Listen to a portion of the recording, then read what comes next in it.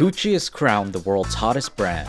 Throughout its 100-year history, it's been worn by royals, first ladies, and celebrities. Today, it's no longer exclusively for the elite and remains the ultimate status symbol. And it all started with a dishwasher, waiter, and bellhop.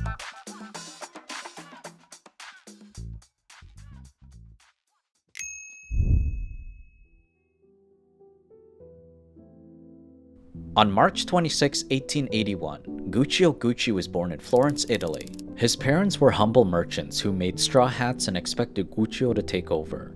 But by the time he turned 17, the business went bankrupt and the family fell apart. Driven out of his house by his father, Guccio hopped on a freighter to England. Once he arrived, one of London's most lavish hotels, the Savoy, took him in. There, he worked as a dishwasher, waiter, bellhop, and later an elevator attendant. The job was considered a big deal since the hotel was the first in the world to have an electric elevator, and it gave Guccio the rare opportunity to observe its wealthy and famous guests up close. He noticed that all of them traveled with elegant handbags and luggage that were more than just functional items. They were status symbols. He also learned that they were obsessed with the idea of quality and cared very little about the cost. After a few years, Guccio saved enough money to return to Florence and start a new life. He worked for an antique store, married a dressmaker named AIDA CALVELLI, and started a family. But when the First World War broke out, Guccio was forced to leave home again and serve in the army. Fortunately, he survived and returned to Florence when the war ended. The city's economy was destroyed, but Guccio found work at a company that specialized in quality leather products. The owner taught Guccio the basics of the trade, including how to work with different types of leather. Guccio learned quickly and was asked to open a new store in Rome as their manager. AIDA refused to leave Florence, so Guccio had no choice but to travel back and forth. Each time that he returned home, he longed to open his own shop in Florence more and more. One Sunday, Guccio and AIDA went for a stroll around Florence. While walking by a narrow side street, they spotted a small shop for rent. AIDA encouraged Guccio to take over and pursue his dream of opening up a shop in the city. With her blessing, Guccio didn't hesitate and pulled their savings and a loan from an acquaintance. He called this shop Valigeria GUCCIO GUCCI, but later shortened it to Gucci. The shop offered leather handbags and luggage that Guccio handpicked from suppliers in Tuscany, Germany, and England. More often than not, Guccio found himself having to commission unique pieces. His experience at the Savoy gave him a knack for sensing what wealthy tourists were likely to buy, and his suppliers fell short of offering them. Eventually, he grew tired of relying on his suppliers and opened a workshop to make and repair his own products. While they became popular among wealthy tourists and the local elite, Guccio was struggling in secret. His family and staff only discovered the truth after he could not hide his tears any longer. He looked like a man facing a death sentence, one of them recalled.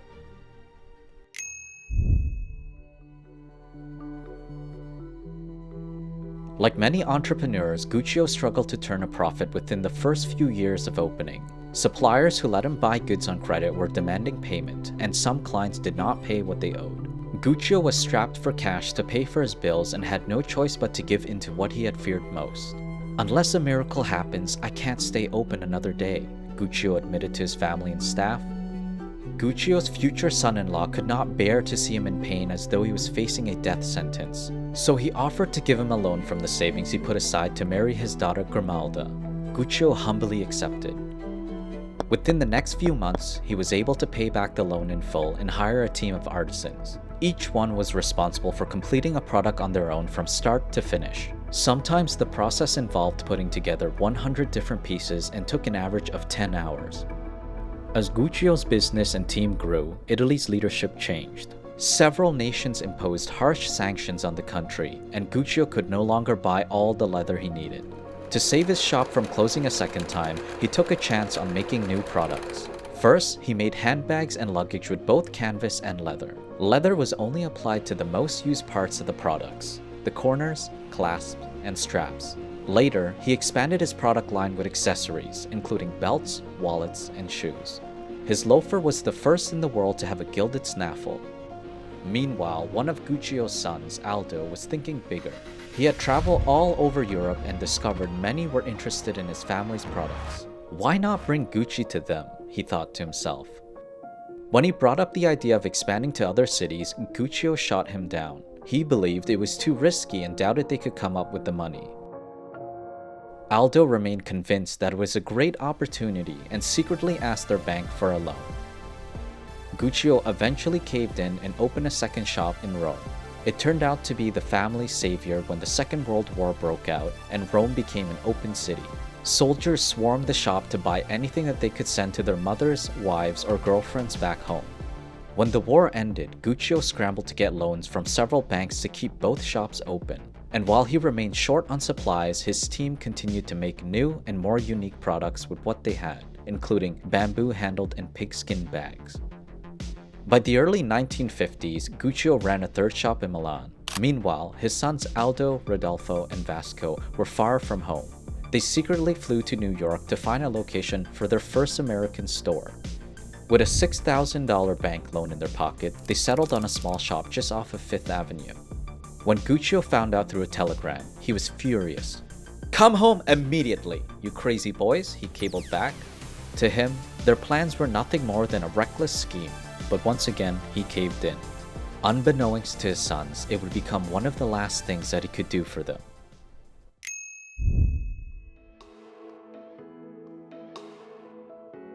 One year later, Guccio's first American shop opened in New York.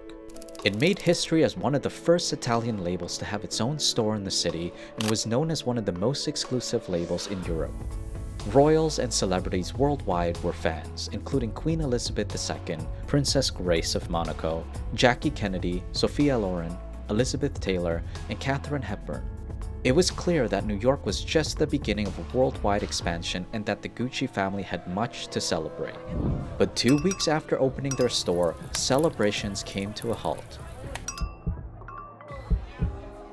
Guccio dropped dead from a heart attack as he prepared to go to the cinema with AIDA. In his will, he left Gucci in the hands of Aldo, Rodolfo, and Vasco. Grimalda, whose husband once saved the company from closing, was given nothing. She tried to fight her brothers for a share of the company in court, but returned home empty-handed. Afterwards, business continued as usual. Aldo focused on expanding Gucci abroad, Rodolfo managed its store in Milan, and Vasco ran its factory in Florence.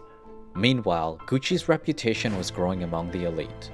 And it was all thanks to a product that Aldo once snubbed and many called bizarre: loafers. When Gucci released them in New York, stiletto heels were all the rage. But soon after, women caught on to the comfort and chicness that loafers offered. Eventually, Gucci's loafers became a must-have among men as well. In fact, Frank Sinatra was known to have a large collection. Over the next few years, Gucci continued to make its mark by opening dozens of stores worldwide and expanding into clothes, perfumes, and watches. It became widely known as a status symbol and unseemingly untouchable, until history repeated itself. 2 years after Gucci launched perfumes and watches, Vasco passed away from cancer. He had no children, so his stake in Gucci was given to his widow, Maria. Aldo and Rodolfo bought her out and split the shares 50-50. Later, Aldo split 10% of his shares with his sons Giorgio, Paolo, and Roberto. Meanwhile, Rodolfo refused to give a single share to his only son, Maurizio. While collectively, the sons had a small stake in the company, it was inevitable that they would have to step up. Gucci's business had increased 25 times over the previous decade. Still, Giorgio, Paolo, and Maurizio strayed from their commitments and even rebelled. Giorgio secretly opened his own shop using the family name. Paolo started his own label and outed his father for tax evasion. And after Rodolfo passed away, Maurizio was handed half of the company and kicked Aldo out. From then on, Maurizio became hungry for even more power. He was convinced that the only way that was possible was if he bought his family out, but he didn't have enough money and would need to find an investor. Bankers were intrigued by the idea but were skeptical that a deal would be possible because of all the family feuds. Fortunately, one private investment firm, Investcorp, was crazy enough to take the risk. They were hardly known in the financial world, but had made a fortune by saving and taking Tiffany & Co. public. 2 years after a deal was signed, Maurizio successfully bought his family out. But under his leadership, Gucci's glory days were gone, and the company started losing $30 million a year. Investcorp agreed to save the company under one condition: Maurizio had to leave. Maurizio fought back but eventually walked away. 2 years later, his body was found slumped outside his office in Milan. His ex-wife Patrizia Reggiani hired a hitman to murder him. Carrying on Guccio's legacy was now left to Investcorp and its new creative director, Tom Ford. Tom replaced Gucci's grunge look with glamour, and soon after, Hollywood went Gucci. From then on, he created must-have pieces every season. His bold designs led to Gucci reaching record profits of more than $1 billion a year and 2 successful IPOs. Today, Gucci is worth over $17 billion and crowned the world's hottest and fastest-growing luxury brand.